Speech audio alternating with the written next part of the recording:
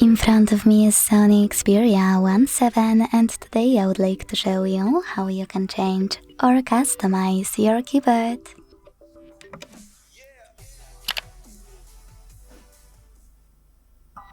Begin by launching your keyboard and tapping on this icon of a color palette at the top of it.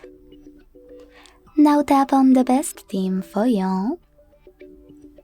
I will go with this one. Manage key borders thanks to this switcher, and when you're ready, select Apply at the bottom right corner. As you can see, after a couple of seconds, the theme of my keyboard has changed. If you want to customize it, go back to the same settings, and this time use this plus under my themes.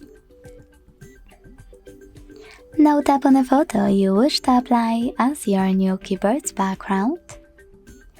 Pinch it to scale, drag it to move, and hit next. Adjust the brightness by swiping left or right. Hit done. Manage key borders and choose apply. Thanks so much for watching. If you enjoyed this video, leave a like, comment and subscribe.